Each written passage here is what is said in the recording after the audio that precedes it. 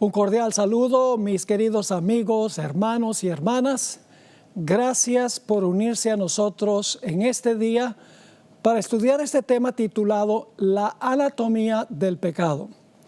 Un saludo muy especial para los administradores de la Misión Pacífico Sur. Pastor Céspedes es el presidente, también el pastor González, quien fue el que hizo el contacto conmigo. Un saludo muy cordial para todos. Gracias por haberme invitado. Antes de comenzar nuestro estudio, queremos orar como siempre hacemos, pidiendo sabiduría divina. Así que les invito con reverencia a meditar sobre esta oración. Padre Celestial, gracias te damos por tu palabra. Una guía segura en un mundo que anda tan confundido. Pedimos, Señor, la presencia de tu Santo Espíritu. El mismo Espíritu que inspiró la Sagrada Escritura, que venga en estos momentos a explicárnosla. Gracias te damos por la promesa de tu presencia y reclamamos esa promesa en el nombre precioso que es sobre todo nombre, el nombre de Jesús. Amén. Los 10 mandamientos son como una constitución de una nación. Los 10 mandamientos son lo que los eruditos llaman una ley apodíctica. Es decir, es una ley que tiene principios absolutos pero generales para una sociedad estable y feliz. Tomemos, por ejemplo, el 6º mandamiento para que podamos entender lo que es una ley apodíctica. El 6º mandamiento dice, no matarás. Nos preguntamos, ¿prohíbe este mandamiento matar en una guerra? ¿Prohíbe este mandamiento matar animales?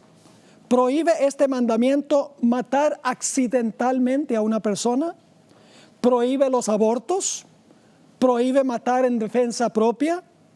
¿Prohíbe matar a tiranos como Hitler? ¿Prohíbe la pura intención de matar? El mandamiento no lo dice. El mandamiento sencillamente da un principio general que dice, no matarás. El 6º mandamiento no nos da una definición de lo que significa matar. No nos dice si o cuándo es aceptable matar. No nos dice por qué es malo matar. Tampoco nos dice las deplorables consecuencias de matar. Y no nos dice cuál es el castigo que se debe sufrir si una persona mata. Sencillamente el 6º mandamiento expresa un principio general que dice, no matarás. Pero hay más en esta historia que solamente los 10 mandamientos que son principios generales. La Biblia en su totalidad es un comentario de los 10 mandamientos. Es decir, la Biblia entera es una ampliación de estos principios centrales breves que encontramos en los 10 mandamientos. Es decir, la Biblia es lo que podríamos llamar ley casuística, porque provee casos específicos de la vida real que ilustran a cada uno de los principios que encontramos en los 10 mandamientos. Y nos dicen las terribles consecuencias y el castigo que acarrea violar uno de estos principios generales. Ahora leamos el 10º mandamiento, que será el mandamiento que vamos a enfocar en nuestro estudio hoy. Es el mandamiento que se encuentra en Éxodo, el capítulo 20 y el versículo 17. Es el 10º mandamiento. Dice así, no codiciarás la casa de tu prójimo, no codiciarás la mujer de tu prójimo, ni su siervo, ni su criada, ni su buey, ni su asno, ni cosa alguna de tu prójimo. Este mandamiento difiere de todos los otros 9, en el sentido de que este mandamiento se refiere a las intenciones y motivaciones internas que nos llevan a cometer malas acciones. Este mandamiento prohíbe la malévola intención interna de donde surgen las malas acciones. Va a la raíz del problema del pecado. en realidad describe el pecado que es por encima de todos los pecados, es decir, el egoísmo. Nos enseña que el pecado se origina no en la acción, sino en la mente, antes que fructifique en la acción. Este es el único mandamiento de la ley de Dios que tiene que ver con motivaciones internas que llevan a las acciones. En efecto, este mandamiento es un resumen de los 10 y por eso se encuentra al final de la ley de Dios. El 10º mandamiento, así como los demás, expresa un principio general y absoluto, pero no define en realidad lo que encierra todo este mandamiento. No nos dice el 10º mandamiento que es codicia, no nos dice por qué no debemos codiciar, no nos dice cuáles son las consecuencias de la codicia, sencillamente dice no codiciarás. Ahora hay 3 cosas que la gente generalmente codicia. Una de esas cosas son los bienes materiales, las posesiones, el dinero. La segunda cosa que la gente tiene la tendencia a codiciar es a otras personas. Es decir, codician el estatus de otra persona o pueden también desear el cónyuge de otra persona. El tercer punto, el tercer aspecto de codicia tiene que ver con un anhelo de tener una posición de poder que le pertenece a otro. Ese fue el gran pecado de Lucifer en el cielo. Codició la posición de Dios y quería tumbarlo de su trono. En nuestro estudio de hoy vamos a analizar una historia que ilustra en la vida práctica el 10º mandamiento. Porque el 10º mandamiento sencillamente dice no codiciarás, no dice por qué, no dice qué es, no dice por qué no debemos codiciar y tampoco nos dice cuáles son las consecuencias de codiciar. Así que vamos a estudiar una historia que nos contesta todas estas preguntas, es decir, no vamos a mirar el 10º mandamiento como ley apodítica, sino como ley casuística. Si tienen sus Biblias, por favor, ábranlas al libro de 2 de Samuel, el capítulo 11, donde encontramos la historia del adulterio del rey David. Comenzamos mencionando que el rey David, por lo menos al principio de su reinado, era un hombre muy consagrado a Dios. Encontramos en 1 de Samuel, el capítulo 13 y el versículo 14, que era un hombre muy cerca del corazón de Dios. Voy a leer ese versículo. Aquí Dios le está hablando a Saúl en cuanto a David. Mas ahora tu reino no será duradero. Jehová se ha buscado un varón conforme a su corazón. Está hablando de David, al cual Jehová ha designado para que sea príncipe sobre su pueblo, por cuanto tú no has guardado lo que Jehová te mandó. Así que David era un varón, como dice aquí, conforme al corazón de Dios. Pero mis queridos amigos y hermanos, es en momentos de debilidad que el vil pecado tiene la tendencia a surgir. Vamos a 2 de Samuel, el capítulo 11 y el versículo 1, para ver a dónde se inició el problema de este hombre que era conforme al corazón de Dios. En 2 de Samuel 11 y el versículo 1 dice lo siguiente: aconteció al año siguiente, en el tiempo que salen los reyes a la guerra, que David envió a Joab y con él a sus siervos y a todo Israel, y destruyeron a los amonitas y sitiaron a Rabá, pero David se quedó en Jerusalén. Era la época cuando los reyes dirigían la batalla, salían a la batalla, pero nos dice aquí que David lo que hizo fue mandar las tropas, el general y el pueblo de Israel a pelear la guerra que él debía estar dirigiendo, debía estar activo, en otras palabras, en la conquista. Alguien ha dicho que la mente ociosa es el taller del diablo. Y es verdad que nuestras peores tentaciones nos vienen cuando en vez de estar activos en las cosas del Señor, estamos indolentes e inactivos. Cuando debemos estar orando, estudiando la palabra y hablándoles a otros en cuanto a nuestro maravilloso Dios, lamentable muchas veces, ociosamente, estamos dejando que Satanás tiente nuestra naturaleza carnal y que coloque ante nuestros ojos aquello que nos va a seducir hacia el mal. Así que el primer error de David fue quedarse ocioso en el palacio en vez de estar activo en las guerras de Jehová.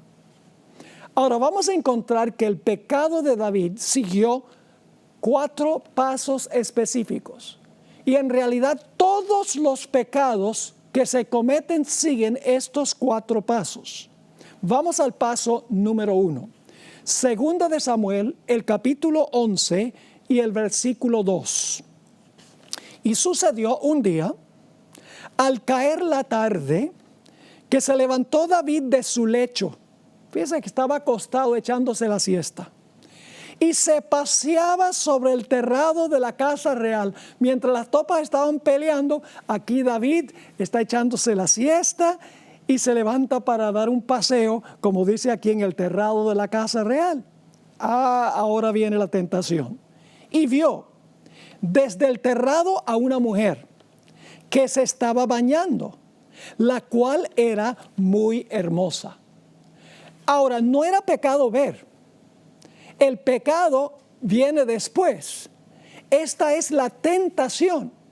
Delante de los ojos está esta mujer que se llama Betsabé, delante de sus ojos. El paso número 1, en otras palabras, es cuando nos llega la tentación. Ahora necesitamos entender que para evitar todas las tentaciones tendríamos que andar con los ojos cerrados. Pero el problema es que cuando cerramos los ojos todavía tenemos nuestra imaginación.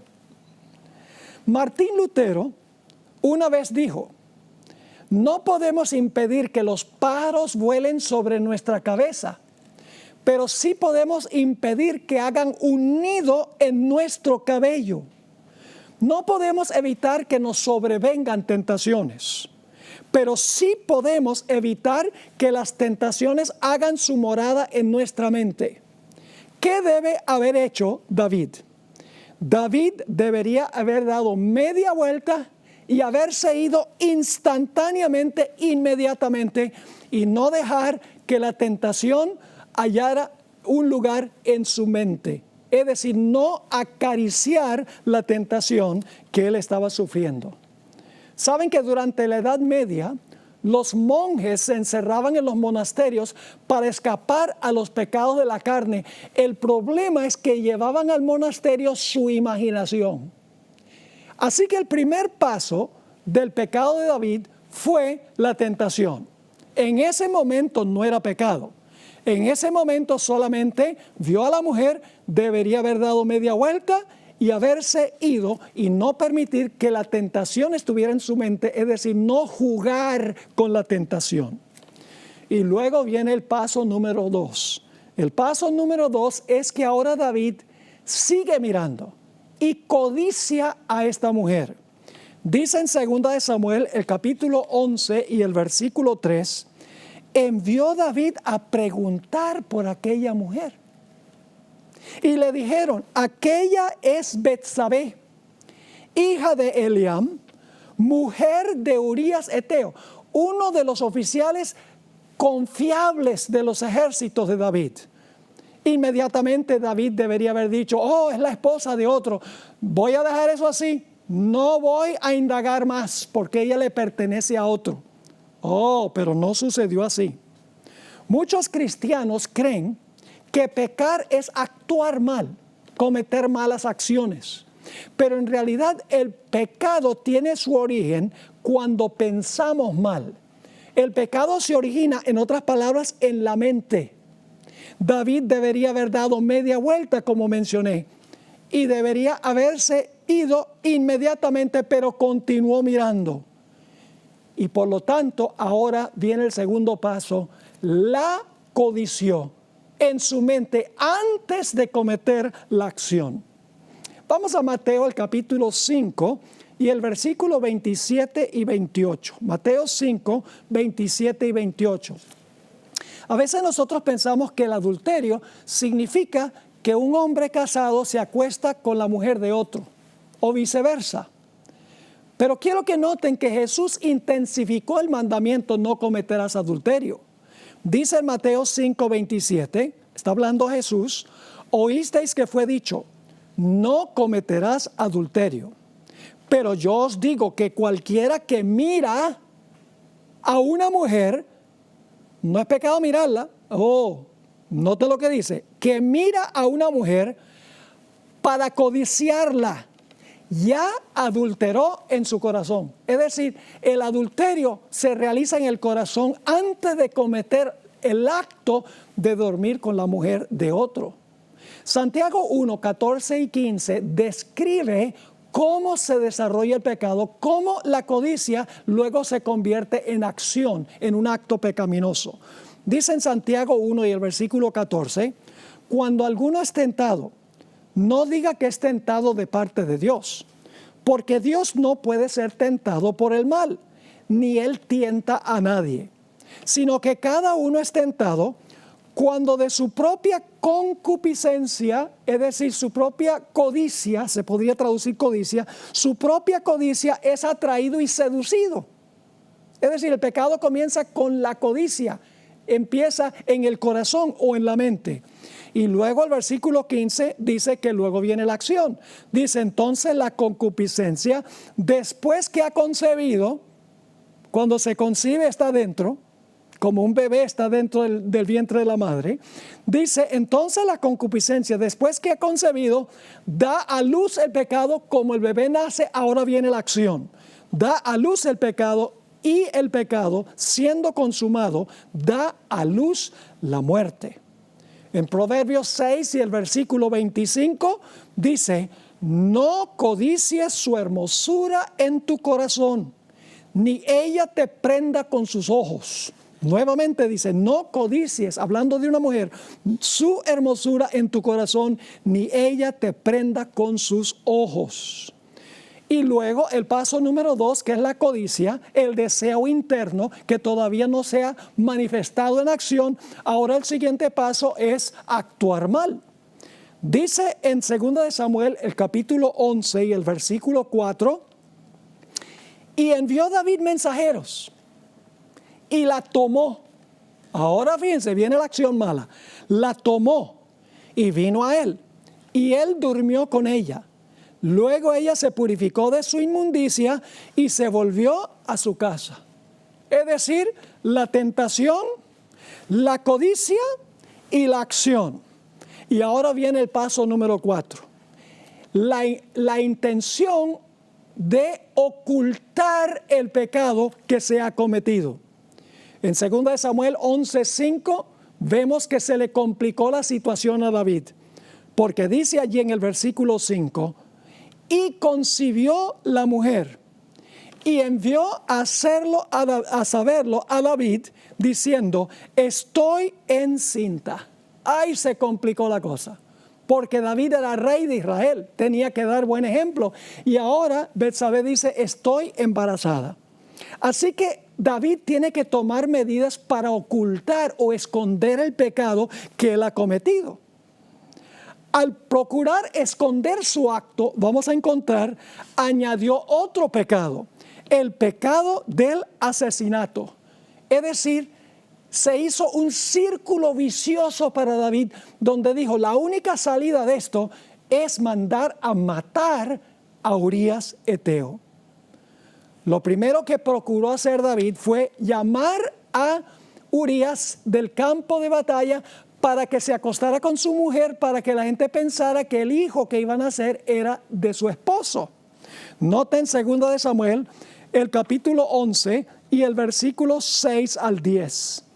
Entonces David envió a decir a Joab: envíame a Urías Eteo. Es decir, David dice, mándame a Urías de regreso otra vez a Jerusalén, que me lo mande del campo de batalla. Y luego dice, y Joab envió a Urías a David. Cuando Urías vino a él, David le preguntó por la salud de Joab y por la salud del pueblo y por el estado de la guerra. Después dijo David a Urías, desciende a tu casa y lava tus pies. Y saliendo Urías de la casa del rey, le fue enviado presente de la mesa real. Mas Urías durmió a la puerta de la casa del rey con todos los siervos de su señor y no descendió a su casa. Óigame, estaba en el campo de batalla sin su mujer y en vez de ir a acostarse con su mujer, durmió a la puerta de la casa del rey. Y David está fastidiado porque él quiere que él duerma con su esposa. Versículo 10. E hicieron saber esto a David diciendo, Urías no ha descendido a su casa. Y dijo David a Urías, ¿no has venido de camino? ¿Por qué pues no descendiste a tu casa? David está desesperado que Urías duerma con su mujer. Y noten la respuesta de este hombre, de Urías. Aunque en realidad era eteo, no era del pueblo de Israel, era fiel y leal al rey. Dice en el versículo 11 del capítulo 11, y Urías respondió a David, el arca e Israel y Judá están bajo tiendas, y mi señor Joab y los siervos de mi señor en el campo. ¿Y había yo de entrar en mi casa para comer y beber y a dormir con mi mujer? Por vida tuya y por vida de tu alma, que yo no haré tal cosa. ¿Cómo voy a disfrutar yo de estos privilegios cuando el ejército de Israel está peligrando en el campo de batalla? Así que David dice, me falló el plan A. Así que va a ir al plan B ahora. Segunda de Samuel, el capítulo 11 y el versículo 12, el rey le dice, quédate un par de días más. Leo, y David dijo a Urías, quédate aquí aún hoy y mañana te despacharé. Y se quedó Urías en Jerusalén aquel día y el siguiente. Y ahora David dice, bueno, si no quiso ir donde su esposa sobrio, lo que voy a hacer entonces es emborracharlo, porque un borracho va a ir a dormir con la esposa. En 2 de Samuel, el capítulo 11 y el versículo 13 dice, y David lo convidó a comer y a beber con él, hasta embriagarlo. Y él salió a la tarde a dormir en su cama con los siervos de su señor, mas no descendió a su casa. A un borracho no descendió a su casa. Y ahora David dice, se me está complicando el panorama. Porque este Urías no quiere ir a dormir con su esposa. La gente va a saber entonces que el bebé no es de él. En 2 de Samuel, el capítulo 11, 14 y 15, ahora David va a añadir otro pecado al pecado del adulterio para ocultar lo que él ha hecho. Dice en 2 de Samuel 11, 14 y 15, venida la mañana, escribió David a Joab una carta. Joab era el general de las tropas, la cual envió por mano de Urías. Urías no sabía que en esa carta estaba su decreto de muerte, que él iba a morir por lo que decía la carta. Versículo 15, y escribió en la carta diciendo, poned a Urías al frente, en lo más recio de la batalla, y retiraos de él, para que sea herido y muera. Y eso fue precisamente lo que hizo Joab. Cuando el ejército de Israel se echó atrás, dejaron a Urías solo y el enemigo vino y lo mató. En 2 Samuel 11:25 vemos el descaro de David. Dice prácticamente, misión cumplida. Urías está muerto y ahora yo voy a ser el que va a invitar a la esposa para cuidarla. Imagínense ustedes eso. Dice en 2 Samuel 11 y el versículo 25, y David dijo al mensajero, así dirás a Joab, no tengas pesar por esto, porque la espada consume ora a uno, ora a otro. Refuerza tu ataque contra la ciudad hasta que la rindas y tú aliéntale. Es decir, no te preocupes por la muerte de Urías. Los soldados mueren en guerra. ¡Qué descarado! ¿Cómo el pecado ahora ha producido no solamente adulterio, sino asesinato. Y el corazón de David ha llegado al punto donde él dice: Joab, no te preocupes porque Urías Eteo ha muerto. El pecado sigue estos 4 pasos. En primer lugar, la tentación. En segundo lugar, la codicia. En tercer lugar, la acción. Y en cuarto lugar, el deseo de esconder el pecado que se ha cometido. Tomemos otros 2 casos de la Biblia a donde encontramos estos mismos pasos. El pecado de Acán.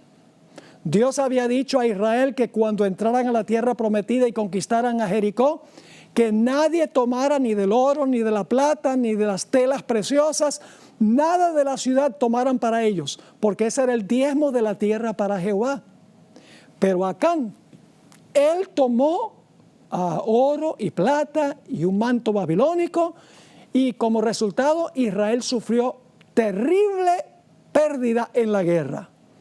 En Josué 7, 20 y 21, después de seguir un proceso, se descubrió que el hombre era Acán. Vamos a leer los versículos 20 y 21. Y Acán respondió a Josué diciendo: verdaderamente yo he pecado contra Jehová, el Dios de Israel, y así he hecho. Ahora vienen los 4 pasos. Pues vi, todo Israel estaba viendo lo que estaba ahí, y Acán también. No era pecado ver.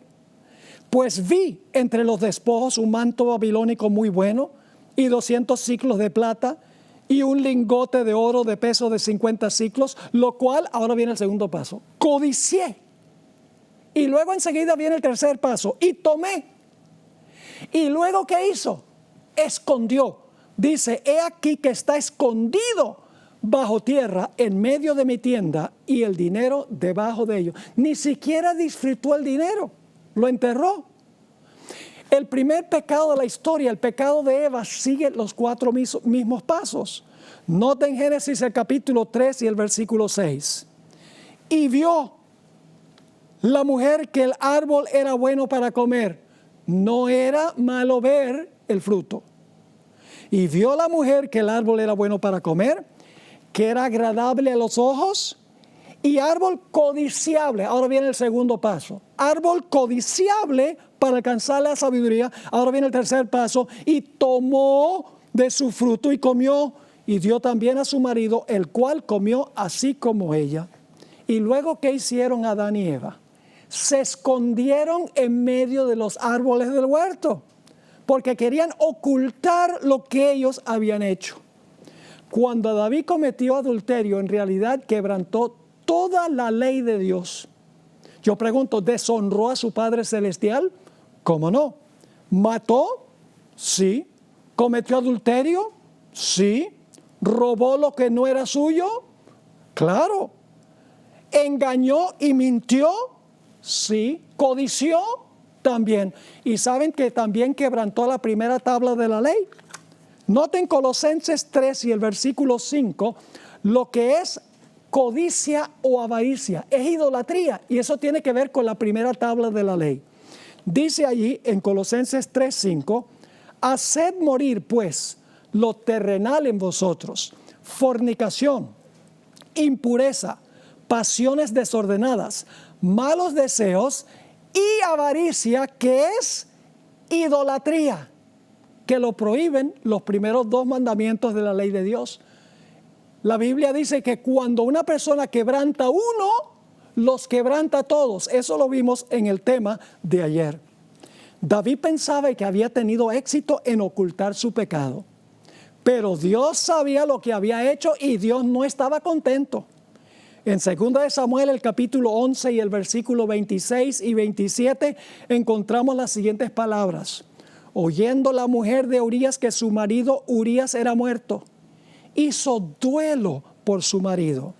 Y pasado el luto, envió David y la trajo a su casa, seguramente para decir, mire qué bondadoso soy, yo estoy cuidando a la pobre viuda de Urías Eteo. Así que dice, y pasado el luto, envió David y la trajo a su casa. Y fue ella su mujer y le dio a luz un hijo.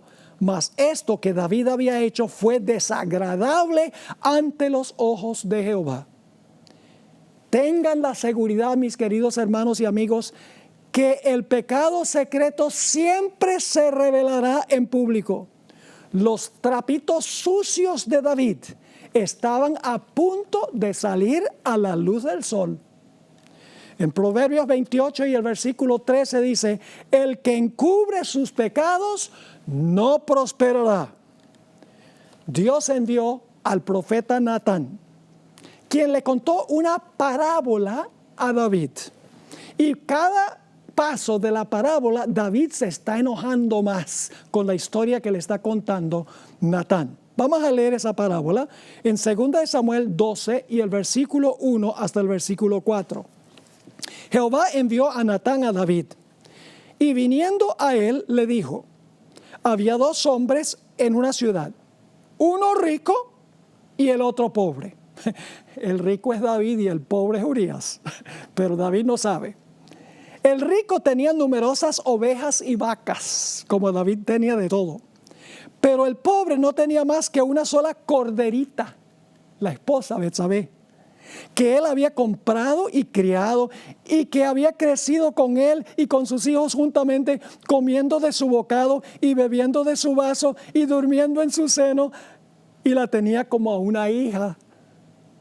Y David está interesante la historia, pero ahora la historia se complica. Versículo 4.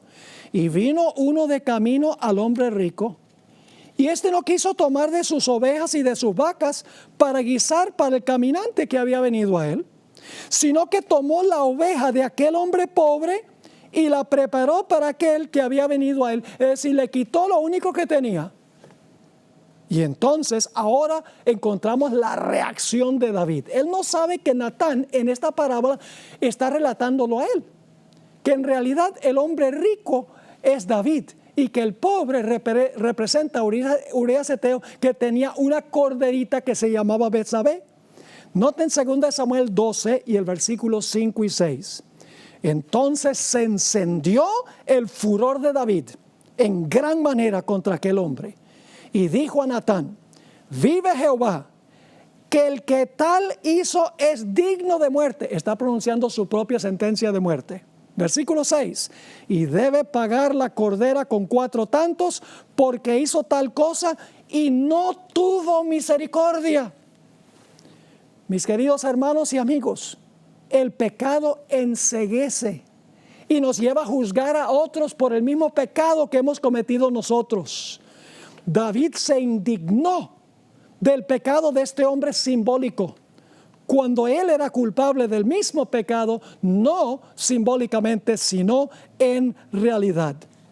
El hombre rico le robó la corderita, lo único que tenía, representando el hecho de que David le había robado a Betsabé, a Urías Eteo. David no podía discernir la hipocresía que él tenía en su propio corazón, pues su pecado lo había enceguecido. Ahora, la ley de los judíos en el Antiguo Testamento decía que una persona que cometiera adulterio debía ser apedreada. La Biblia nos dice que la paga del pecado es muerte, que el pecado es infracción de la ley, y cuando se infringe la ley viene la muerte. Noten 1 Juan, el capítulo 3 y el versículo 4. Todo aquel que comete pecado infringe también la ley, pues el pecado es transgresión de la ley. Ahora, a veces nosotros pensamos, como hablábamos en nuestro último tema, que el pecado es quebrantar mandamientos escritos en tablas de piedra. Es decir, estamos desobedeciendo mandamientos escritos. Pero en realidad el código de los 10 mandamientos lo que hace es ilustrar relaciones entre personas. Y cuando violamos uno de esos mandamientos, estamos perjudicando personas, estamos pecando contra Dios. La ley nos muestra que la codicia es mala, pero hay mucho más involucrado. El pecado no hiere un código. El código no llora. Los que lloran son las personas. El pecado no significa solamente quebrantar un código o una lista de reglamentos. Significa herir a Dios y herir a nuestros semejantes. Hiere a la esposa, al esposo, a los hijos, a los amigos, a la iglesia y últimamente a Dios. En Romanos 7 y el versículo 7 encontramos lo que Pablo dice del mandamiento en sí. ¿Qué pues diremos? ¿La ley es pecado? En ninguna manera. Pero yo no conocí el pecado sino por la ley, porque tampoco conociera la codicia si la ley no dijera, no codiciarás. Es decir, Pablo está mencionando, hay un mandamiento que dice, no codiciarás. Pero el propósito de ese mandamiento, no codiciarás, es proteger las relaciones entre personas, no herir a personas, no herir a Dios. En Romanos 13, 8 al 10 nos dice que el resumen de los mandamientos es amor hacia otros. Cuando quebrantamos los mandamientos escritos, estamos ofendiendo a Dios, estamos ofendiendo a nuestros semejantes, estamos causando un dolor intenso. Dice en Romanos 13, 8 al 10, no debáis a nadie nada, sino el amaros unos a otros, porque el que ama al prójimo ha cumplido la ley. Porque no adulterarás, ahora va a mencionar los mandamientos, no adulterarás, no matarás, no hurtarás, no dirás falso testimonio, no codiciarás, y cualquier otro mandamiento en esta sentencia se resume. Amarás a tu prójimo como a ti mismo. El amor no hace mal al prójimo, así que el cumplimiento de la ley es el amor. Ahora Dios va a pronunciar sentencia contra David. Se encuentra ahí mismo en Segunda de Samuel, el capítulo 11 y empezando en el versículo 9. Entonces dijo Natán a David, tú eres aquel hombre, es decir, David, aquel que tú pronunciaste sentencia de muerte contra él, pronunciaste que hizo mal, pues ahora eso está hablando es de ti. Entonces dijo Natán a David, tú eres aquel hombre. Así ha dicho Jehová, Dios de Israel. Yo te ungí por rey sobre Israel y te libré de la mano de Saúl y te di la casa de tu señor y las mujeres de tu señor en tu seno. Además te di la casa de Israel y de Judá. Y si esto fuera poco, te habría añadido mucho más.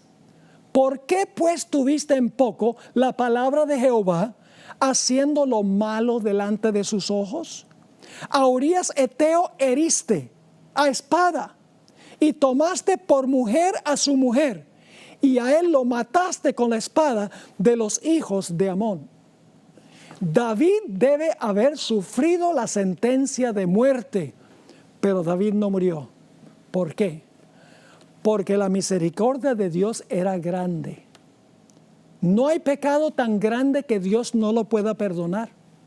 David se arrepintió de corazón y confesó su pecado. Noten 2 de Samuel el capítulo 12 y el versículo 13 y 14. Entonces dijo David a Natán, pequé contra Jehová. Fíjense que el pecado es contra una persona. Pequé contra Jehová. Y Natán dijo a David, también Jehová ha remitido, la palabra remitido significa perdonado. Jehová ha remitido tu pecado, no morirás. ¿Recuerdan ese versículo que yo leí donde dice que el que encubre sus pecados no prosperará? La segunda parte del versículo dice, mas el que los confiesa y se aparta alcanzará misericordia. Todos conocemos indudablemente Primera de Juan el capítulo 1 y el versículo 9 donde dice, si confesamos nuestros pecados, Él es fiel y justo para perdonar nuestros pecados y limpiarnos de toda maldad. Esta historia no solamente nos ilustra lo horrible que es el pecado, sino la inmensa misericordia de Dios en perdonar grandes pecados como este.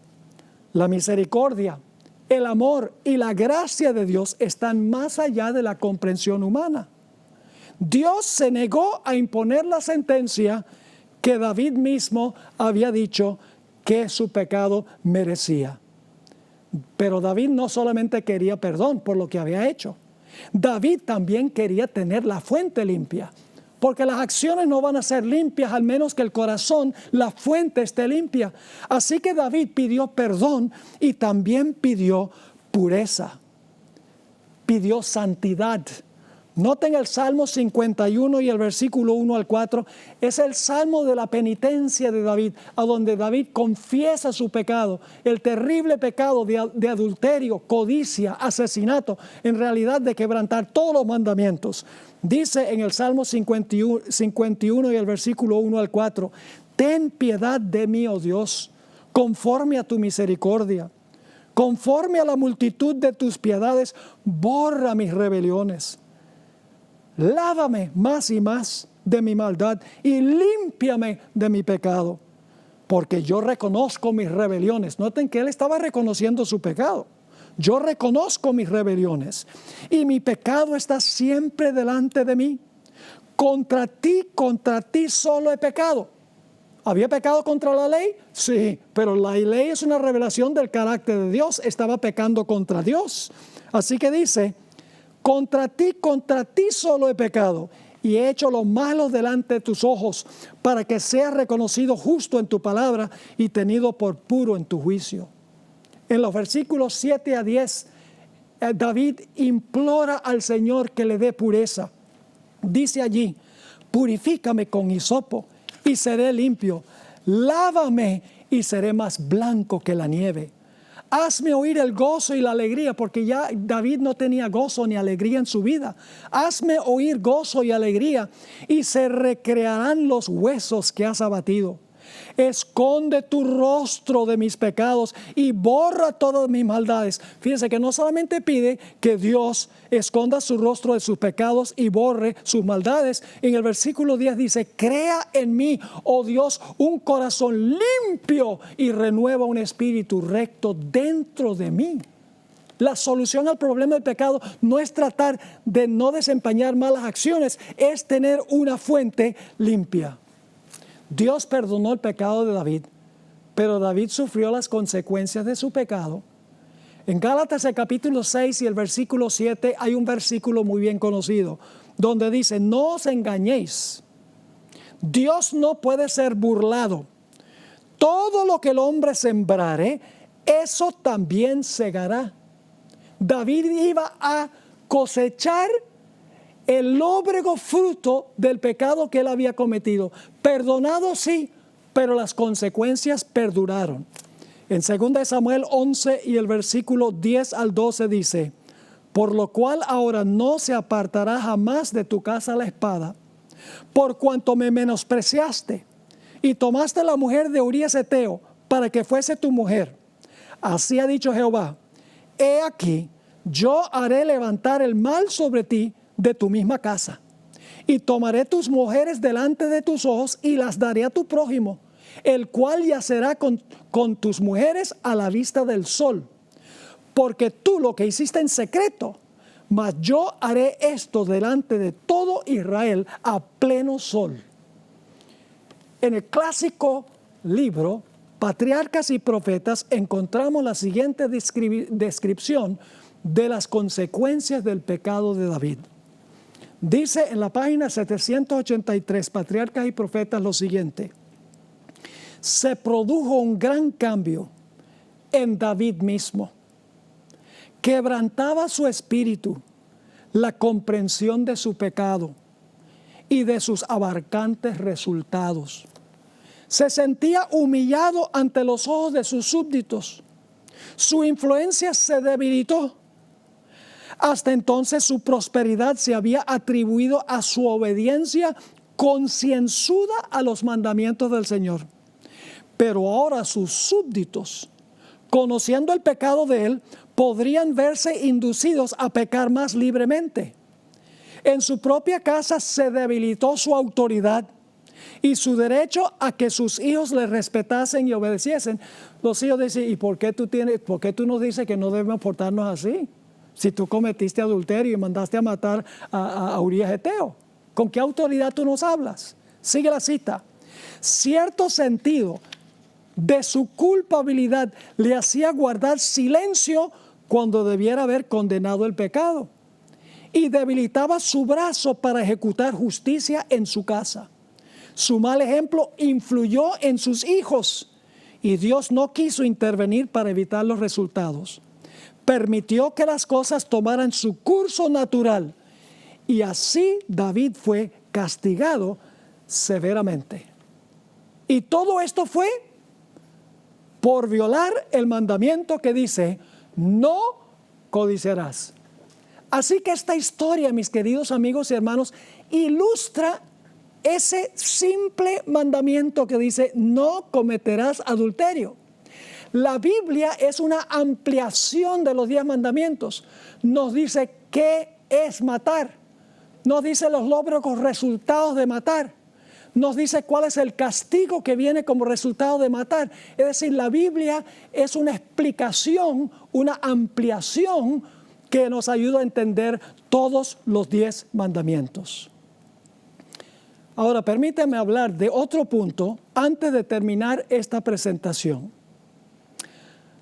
Quiero hablar ahora sobre la codicia de bienes materiales.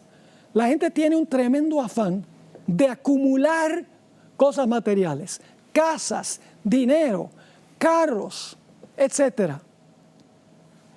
Vamos a leer una cita que se encuentra en un libro que se llama Testimonios para la Iglesia, tomo 3, página 548, donde dice, la benevolencia abnegada y constante, es decir, la generosidad en dar, es el remedio de Dios para los corrosivos pecados del egoísmo y la codicia.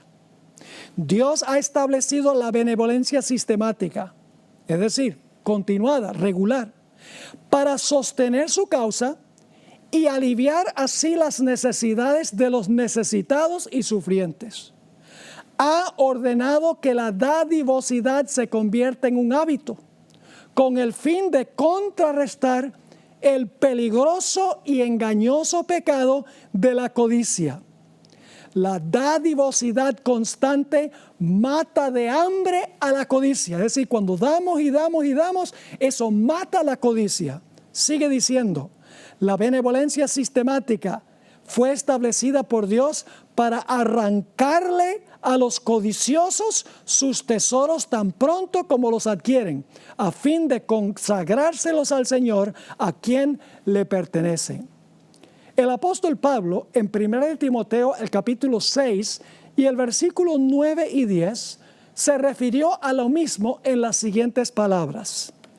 Porque los que quieren enriquecerse caen en tentación y lazo.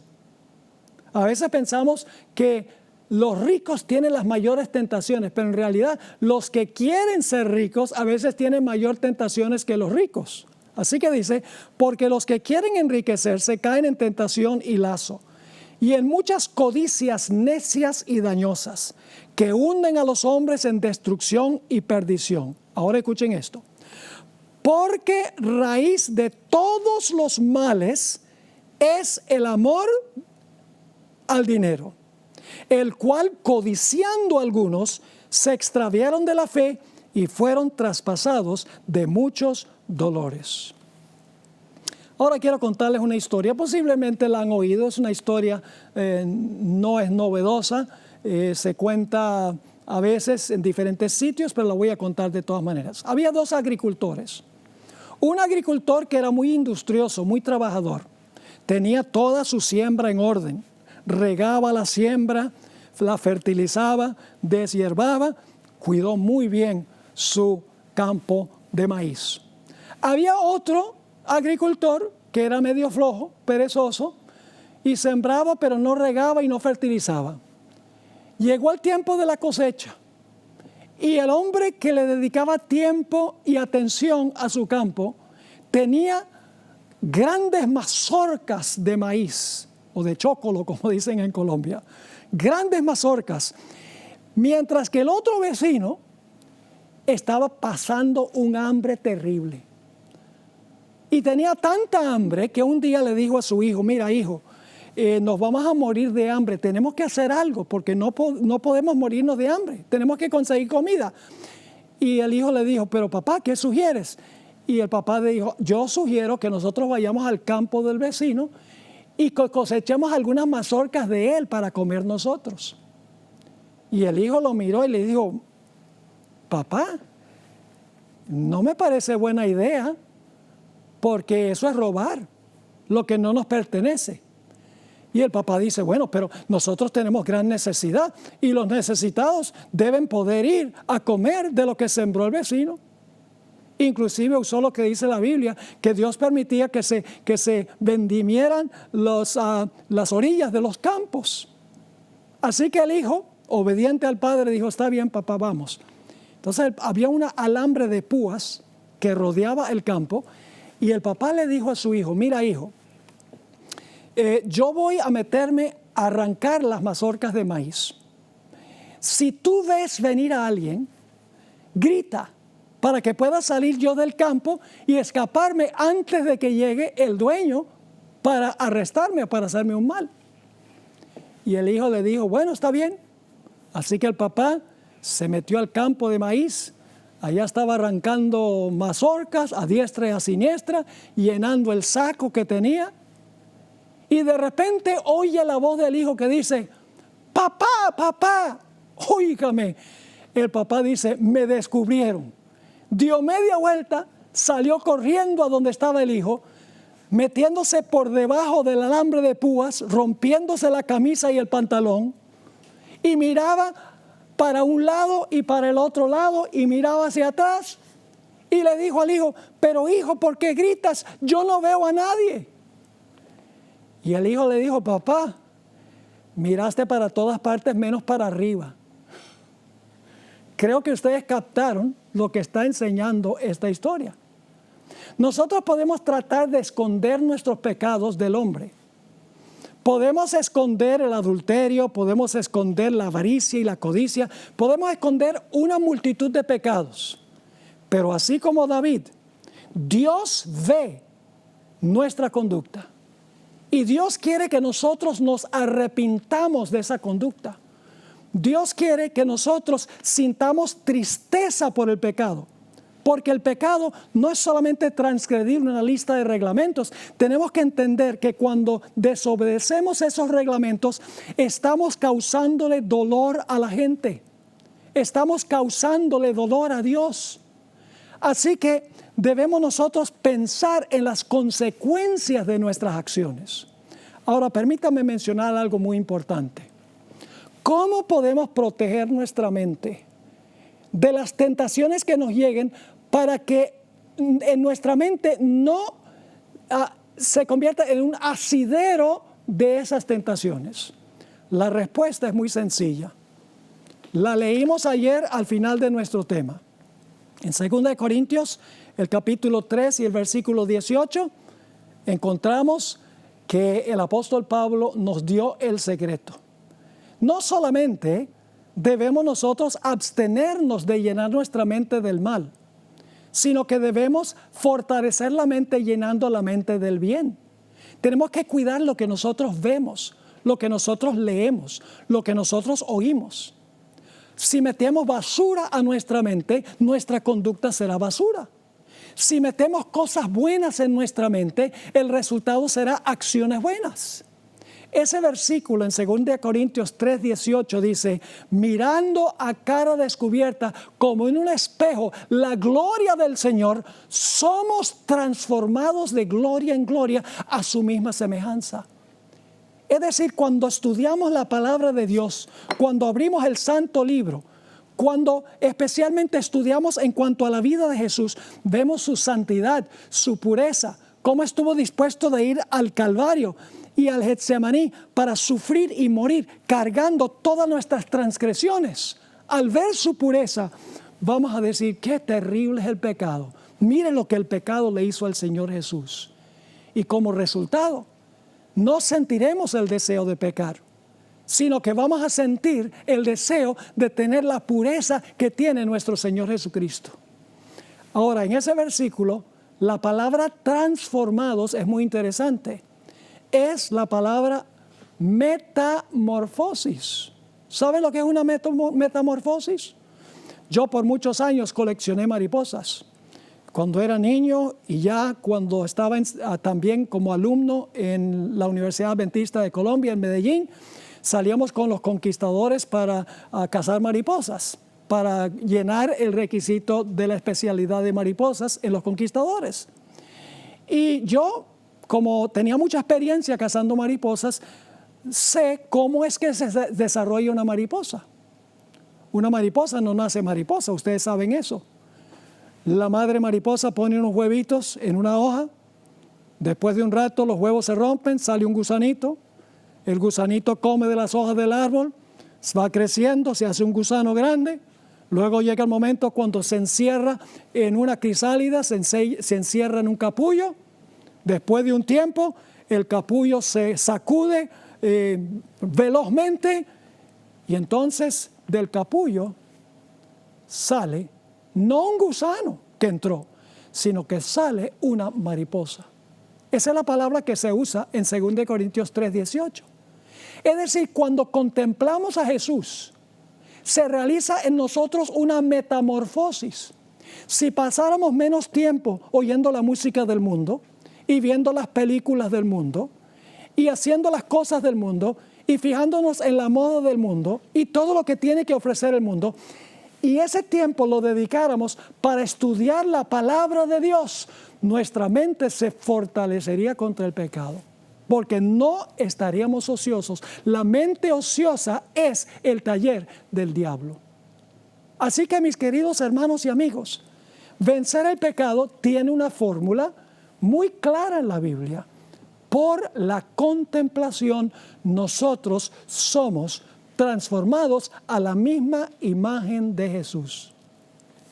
Yo he visto esposos que han estado casados por 40, 50 años caminando en la calle y casi caminan con el mismo paso y hasta se parecen. ¿Por qué razón?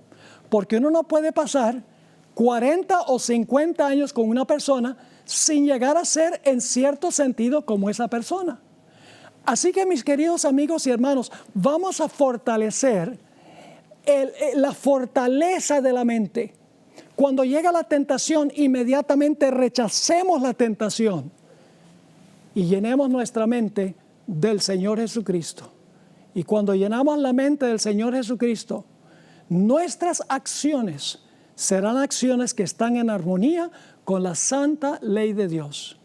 Si alguno ha cometido un pecado horrendo, terrible, sepa también que Dios es un Dios de amor, de gracia y misericordia. No hay un pecado tan grande que Dios no te lo pueda perdonar. Sencillamente arrepiéntete, confiesa tu pecado al Señor Jesús, pídele perdón y pídele que te llene tu mente y tu corazón con el Señor Jesús y podrás ganar la victoria en tu vida.